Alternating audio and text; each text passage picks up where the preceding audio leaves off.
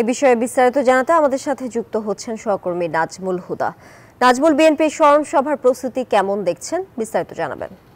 তানিয়া, আপনাকে ধন্যবাদ। আপনি যেমনটি বলছেন, শেষ মুহূর্তের যে প্রস্তুতি, যে মঞ্চটা এবং যে বিএনপির তারেক রহমান যিনি ভার্চুয়ালি বক্তব্য দেবেন এবং আমাদের কথা আমরাই বলবো, সেই শিরোনামকে ঘিরে যে মঞ্চটা তৈরি করা হচ্ছে। এবং এখন কিন্তু আপনার যদি একটু দেখাই যে বৃষ্টিকে অনুকূলে কিন্তু আপনারা দেখছেন যে সেখানে শামিয়ানা টানানো হচ্ছে, তাঁবু টানানো হচ্ছে এবং একই সঙ্গে বালু দিয়ে মাঠ তৈরি করা হচ্ছে এবং নেতাকর্মীরা কিন্তু মাঠে আসছেন। এবং আমরা যদি দেখাই যে আপনার যে মঞ্চটা তৈরি করছে, শেষ মুহূর্তে কিন্তু এখন যে মঞ্চটা তৈরি হচ্ছে এবং আমরা যে বিএনপি নেতাকর্মীরা কিন্তু এখানে এসেছেন। আপনার সাথে একটু কথা বলতে চাই, এই মুহূর্তে আপনাদের প্রস্তুতি কতটুকু সম্পূর্ণ হয়েছে? আপনি ইতিমধ্যে শুনেছেন যে আগামীকাল ৩৬ জুলাই গণ অভ্যুত্থানে যারা শহীদ হয়েছেন তাদের স্মরণে একটি স্মরণ সভা, এবং এটার জন্য প্রতিকূল অবস্থার মধ্যে করতে হচ্ছে, কারণ সময়টা সুনির্দিষ্ট।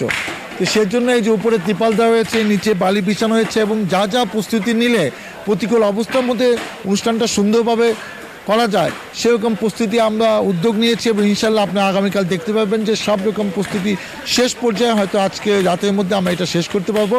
এবং আপনারা শুনে খুশি হবেন যে আগামীকাল অনুষ্ঠানে প্রধান অতিথি হিসেবে আসবেন বিএনপির ভারপ্রাপ্ত চেয়ারম্যান জনাব তারেক রহমান, প্রধান বক্তা থাকবে বিএনপির সংগ্রামী মহাসচিব মির্জা ফখরুল ইসলাম আলমগীর, এবং বিশেষ অতিথি হবে স্ট্যান্ডিং কমিটি আরও দুজন সম্মানিত সদস্য বাবু গর্ষচন্দ্র রাম এবং মির্জা আব্বাস। এবং ঢাকা জেলা বিএনপি উদ্যোগে এই অনুষ্ঠানটি অনুষ্ঠিত হচ্ছে। নেতাকর্মীরা উৎফুল্ল। আমি আশা করি যে কালকে অন্তত সুন্দর সার্থক একটি অনুষ্ঠান আমরা সকলে সহযোগিতা করতে পারবো ইনশাল্লাহ।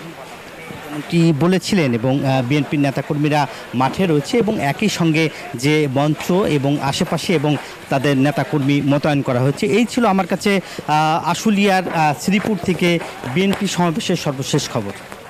নাজমুল, আপনাকে ধন্যবাদ। বান্ডেল থাকলে প্রতি সেনমানিতে টাকা বাঁচবে।